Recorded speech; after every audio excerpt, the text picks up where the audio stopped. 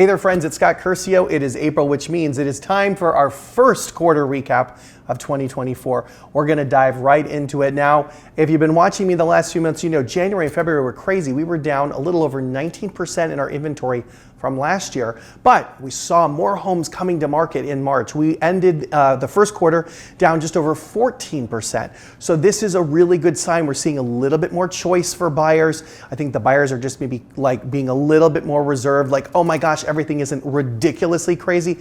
It's still crazy, don't get me wrong, but it's just taken down a little bit. We just took the edge off in March.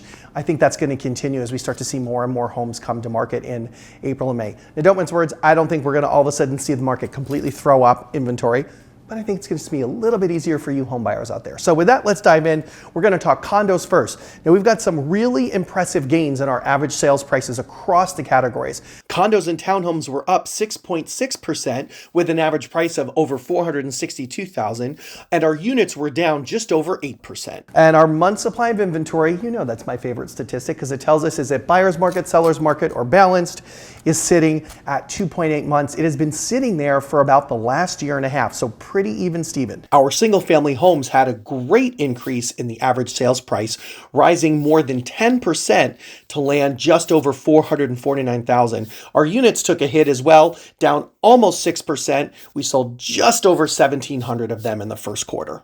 And the month supply of inventory is sitting at 3 months. That has been a number that's been falling since November. So bad news for buyers there. That's getting a little bit better for the sellers. Now let's jump to 2 to 4 units. Now remember a couple years ago, that was the darling, right? 2 to 4 units were really having a moment, and then it cooled off a little bit the last year or two. This first quarter, they were the only market segment to see an increase in the number of sales. We were just over 5% more sales this first quarter versus last first quarter. The average sales price also did well, growing almost 8% and topping out just over $434,000. The month supply of inventory is sitting at 4.1. That has been falling since last October. So in general, we're sitting at a really good clip, although our average month supply of inventory is just shy of 4 months. It's 3.8 to be exact, and it's been there pretty much for almost a year. So we ended Q1, I think, in a really good spot. Things cooling a little bit for the sellers, and which makes buyers a little bit, maybe have them a little bit of relief, but not much. Let's jump into the luxury market really quickly and just hit our top luxury sales for condos.